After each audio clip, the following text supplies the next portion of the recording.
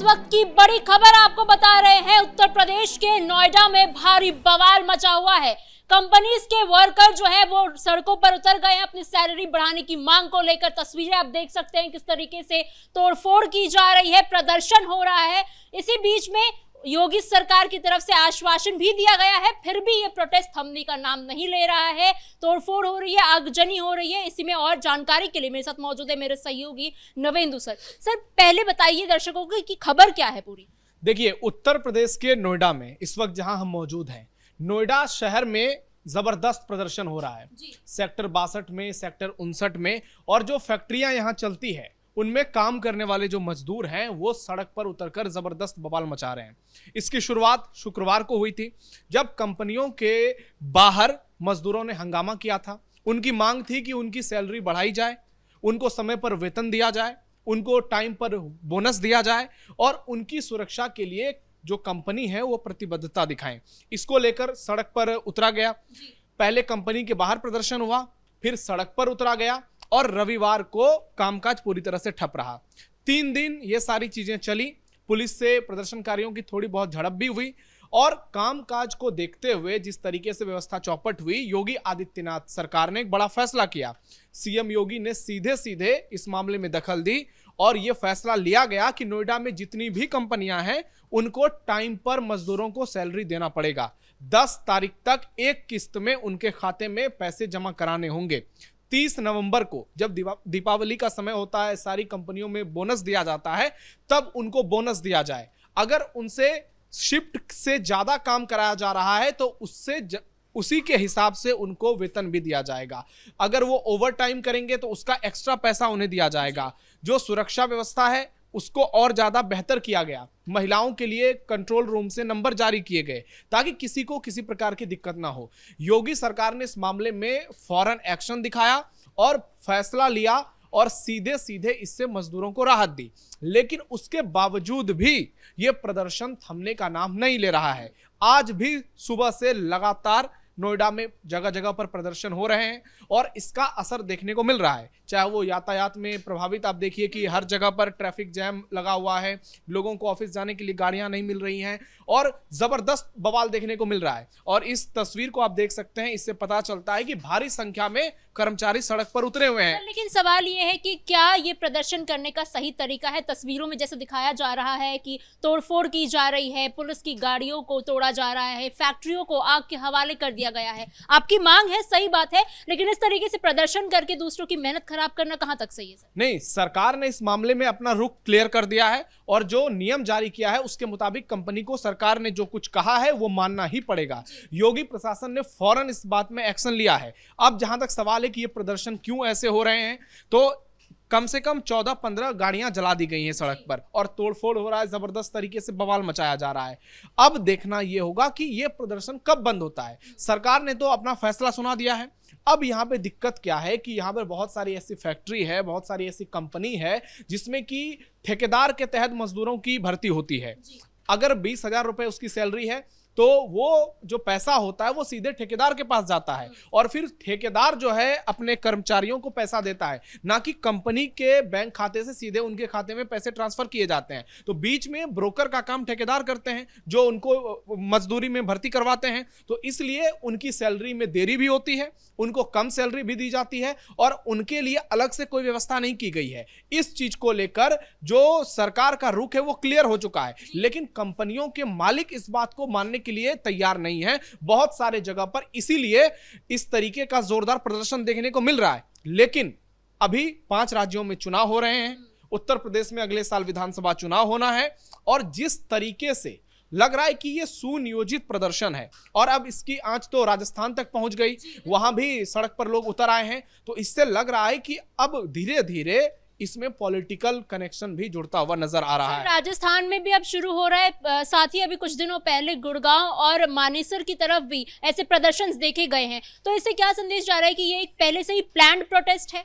देखिए, हमारे देश में बहुत सारे आंदोलन हुए हैं। किसानों के नाम पर आंदोलन, सीए एनआरसी के नाम पर आंदोलन, 370 के नाम पर आंदोलन, और बाद में पता चलता है कि बहुत सारे लोग ऐसे होते हैं जिनको पैसे से बुलाया जाता है कि तुम सरकार को बदनाम करो, तुम मोदी योगी की छवि को बर्बाद करो। और इस प्रदर्शन को देखकर भी ऐसा लग रहा है, दावे किए जा रहे हैं कि इस प्रदर्शन में भी योगी आदित्यनाथ सरकार को बदनाम करने के लिए इस तरीके से प्रदर्शन किया जा रहा है, वरना सड़क पर इस तरह से आगजनी की क्या जरूरत है।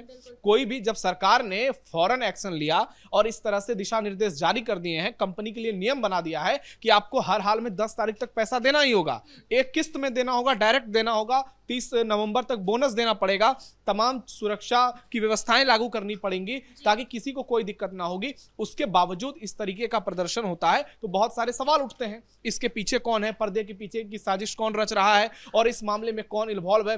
फिर धीरे धीरे इसमें राजनेताओं के बयान सामने आने लगते हैं, जिससे ये शक और ज्यादा गहरा जाता है। अब देखना, ये अभी आप देखिए स्थिति ऐसी है कि योगी सरकार कोशिश कर रही है कि ये प्रदर्शन जल्द से जल्द थम जाए और इसे लेकर लगातार पुलिस भी एक्शन में लगी हुई है, लेकिन कुछ जगह पर जानबूझकर माहौल खराब किया जा रहा है, एक दूसरे को डिस्टर्ब किया जा रहा है ताकि आम लोगों को प्रभावित हो। उसके बाद मीडिया में ये बड़ी हेडलाइंस आए कि योगी राज में ये हो रहा है, बवाल हो रहा है, दिक्कतें हो रही है। तो ऐसे में प्रशासन पूरी तरह से अलर्ट है। नोएडा में इस वक्त हाई अलर्ट है और हर जगह पुलिस प्रशासन की पैनी नजर है, चारों तरफ पुलिस की गाड़ियां जा रही है और जहां भी इस तरीके से उपद्रव करने की कोशिश की जा रही है वहां पुलिस एक्शन भी ले रही है, लाठीचार्ज भी हो रहा है। और सरकार का सिर्फ यही कहना है कि किसी तरह से सड़क पर जो ये हो रहा है प्रदर्शन वो बंद हो जाए और फैक्ट्रियों में काम शुरू हो सके। सर, क्योंकि आपने राजनेताओं का जिक्र किया, समाजवादी पार्टी और अखिलेश यादव की तरफ से भी ऐसी कुछ तस्वीरों को ट्वीट करके सोशल मीडिया पर पोस्ट किया गया है और कहा गया है कि योगी सरकार की ये विफलता है कि लोग इस तरीके से प्रदर्शन कर रहे हैं, तोड़फोड़ मचा रहे हैं। देखिए, ये तो वही है लोग हैं जो आपदा में अवसर को तलाशते हैं। अखिलेश यादव तो ऐसे मौके ढूंढते हैं ताकि किसी तरह से सरकार की छवि जो है उसको धूमिल की जा सके।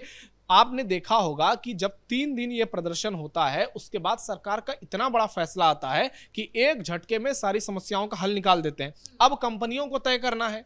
योगी आदित्यनाथ के हाथ में पुलिस प्रशासन है तो उनकी व्यवस्था दुरुस्त नजर आती है, लेकिन जिस तरीके से बार बार सड़क पर उतरकर इस तरीके का प्रदर्शन किया जा रहा है तो और विपक्षी पार्टियां इसका समर्थन कर रही हैं। अखिलेश यादव अगर ट्वीट कर रहे हैं तो ये एक तरह से उसका समर्थन ही हुआ कि अखिलेश यादव चाहते हैं कि इस तरीके की घटनाएं हो ताकि योगी आदित्यनाथ को घेरा जाए, ऐसे दावे किए जा रहे हैं। तो अब अखिलेश यादव लगातार सवाल उठाएंगे और आप देखिएगा धीरे धीरे ये मुद्दा बड़ा होगा। और गुड़गांव की बात की आपने, दूसरे जगह की बात की, धीरे धीरे ये देश के दूसरे हिस्से तक जाएगा और इस तरह से इस माहौल बनाने की कोशिश की जाएगी कि इस वक्त देश की व्यवस्था जो है खराब हो चुकी है, भारत की स्थिति खराब हो चुकी है और सरकार जो है इसको कंट्रोल नहीं कर पा रही है। और कल भीमराव अम्बेडकर की जयंती भी है, इसे लेकर भी पूरे देश में अलर्ट है, तमाम पॉलिटिकल पार्टियों के कार्यक्रम भी हैं। तो ऐसे में देखते हुए योगी आदित्यनाथ ने सीधे सीधे पुलिस प्रशासन को अलर्ट कर दिया है और उनको फुल एक्शन की छूट दे दी है कि जहां भी माहौल खराब करने की कोशिश की जाए वहां पुलिस अपने हिसाब से एक्शन लेगी और जबरदस्ती जो लोग ये तमाशा बना रहे हैं उन पर एक्शन लिया जाएगा। और अब सरकार में शामिल जो तमाम अधिकारी हैं वो हो सकता है कि कंपनी के लोगों से डायरेक्ट मीटिंग करें, मुलाकात करें, बातचीत करें ताकि ये जो समस्या देखने को मिल रही है सड़क पर वो पूरी तरह से खत्म हो जाए और आम लोगों को कोई दिक्कत ना हो। क्योंकि इस तरीके का प्रदर्शन जब होता है तो इससे सबसे ज्यादा आम लोग प्रभावित होते हैं। आज की घटना की अगर बात की जाए, हम लोग भी जब सुबह ऑफिस आ रहे थे तो हमने देखा कई जगह पर जाम की बहुत बड़ी समस्या नजर आ रही थी, लोगों को ऑफिस आने में बहुत मुश्किल का सामना करना पड़ रहा था, रिक्शे नहीं मिल रहे थे, ऑटो नहीं मिल रहे थे। तो आम जन पर जो ये प्रभाव पड़ता है इसका इंपैक्ट बड़े पैमाने पर होता है। तो इन चीजों को बेहतर करने के लिए योगी पुलिस नोएडा में लगी हुई है और लगातार एक्शन हो रहा है। जो यहाँ की डीएम है मेधा रूपम, वो भी लगातार बैठक कर रही हैं और उन्होंने कंपनी को सीधा सीधा निर्देश दिया है कि जो सरकार ने फैसला लिया है उसको फौरन पालन किया जाए ताकि किसी को किसी प्रकार की दिक्कत ना हो और नोएडा में शांति की व्यवस्था बनी रहे और जल्द से जल्द जो फैक्ट्री बंद है उसमें कामकाज शुरू हो सके और इसका इंपैक्ट बड़े पैमाने पर ना हो आने वाले समय में। इसे लेकर सरकार लगातार एक्शन ले रही है। सर, अभी विधानसभा चुनाव भी बेहद नजदीक है उत्तर प्रदेश में, तो इसका प्रभाव क्या विधानसभा चुनाव के उस दौरान कुछ पड़ सकता है? देखिए, योगी आदित्यनाथ की सरकार हमेशा क्लियर बात करती है, चाहे युवाओं की बात हो या फिर रोजगार की बात हो। आपने देखा होगा पिछले 10 साल के शासन में किस तरीके से नौकरी की बात हो, रोजगार की बात हो, योगी आदित्यनाथ वहां बिल्कुल फ्रंट पर आकर उन्होंने बैटिंग की है और प्रदेश को बहुत बड़ी सौगात दी है। लेकिन चुनाव तक ये मामला पहुंचेगा नहीं पहुंचेगा ये तो भविष्य की बातें हैं, लेकिन फिलहाल इसमें कोई बड़ा मामला नजर नहीं आ रहा है। जब सरकार ने अपना स्टैंड क्लियर कर लिया है तो ये फिर वामपंथी विचारधारा से ग्रसित लोग अगर सड़क पर प्रदर्शन करते हैं तो फिर इसका इलाज एक ही है और वो है योगी मॉडल के तहत इलाज।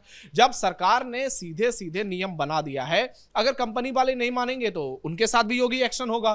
तो ये जिस तरीके से शहर को अशांत करने की कोशिश की जा रही है, और अभी तो आप देखिएगा जब जांच होगी तो इसमें बहुत सारे खुलासे होंगे, हो सकता है इसके तार विदेश से भी जुड़ जाएं, क्योंकि हमारे देश में अक्सर विदेशी पैसे का इस्तेमाल होता है भारत में अशांति बनाने के लिए। तो अभी बहुत कुछ होना बाकी है, लेकिन योगी आदित्यनाथ की सरकार है, जनता को टेंशन फ्री रहना है, क्योंकि यहां जो लोग उपद्रव करेंगे फिर उन पर ऐसा एक्शन होगा कि दोबारा वो हिंसा और दंगा करने की कोशिश नहीं करेंगे। अब जो लोग जबरदस्ती का सड़क पर उतरकर ये ड्रामा तमाशा कर रहे हैं, अब इनको लेकर भी हो सकता है आने वाले समय में सरकार और ज्यादा कड़े तरह से एक्शन लेगी। लेकिन जिस तरीके से फैसला लिया गया है, अब यहाँ पे जो जितने भी मजदूर प्रदर्शन कर रहे हैं, बहुत सारे इसमें प्रदर्शनकारी हैं, मजदूर भी हैं, लेकिन बहुत सारे ऐसे भी लोग हैं जिनका इस चीज से लेना देना नहीं है। और अभी आपने देखा होगा लखनऊ में सफाई कर्मियों में पता चला है कि वहां पे घुसपैठियों की संख्या बहुत ज्यादा है। तो यहाँ भी बहुत सारे ऐसे फैक्ट्री हैं, कंपनी हैं जहां पर कपड़े बनाए जाते हैं, जूते चप्पल बनाए जाते हैं, सिलाई का काम होता है, वहां पे भी बांग्लादेशी घुसपैठियों को लेकर दावे किए जा रहे हैं और कहा जा रहा है कि इस प्रदर्शन में कुछ घुसपैठिए भी शामिल हैं। तो अभी धीरे धीरे आगे चलकर माहौल को शांत किया जाएगा। ये उत्तर प्रदेश है, यहाँ बहुत ज्यादा लंबा किसी का भी आंदोलन नहीं खिंचता है, क्योंकि योगी आदित्यनाथ शासन में है, उनकी व्यवस्था है, और जो लोग भी इस तरह का उपद्रव सड़क पर उतरकर करेंगे फिर उनका तगड़ा इलाज होगा। जिस इन तमाम जानकारियों के लिए धन्यवाद। तो कुल मिलाकर नोएडा में इस वक्त भारी बवाल मचा हुआ है। इस तरीके से जो तस्वीरें हैं वो लगातार सोशल मीडिया पर वायरल हो रही हैं, न्यूज चैनल्स पर चलाई जा रही हैं और काफी ज्यादा ये उग्र हो चुका है प्रदर्शन। ऐसे में पुलिस प्रशासन भी काफी एक्टिव नजर आ रही है। फिलहाल इस ब्रेकिंग में इतना ही। कैमरा पर्सन कुणाल के साथ मैं समीक्षा तिवारी, कैपिटल टीवी उत्तर प्रदेश।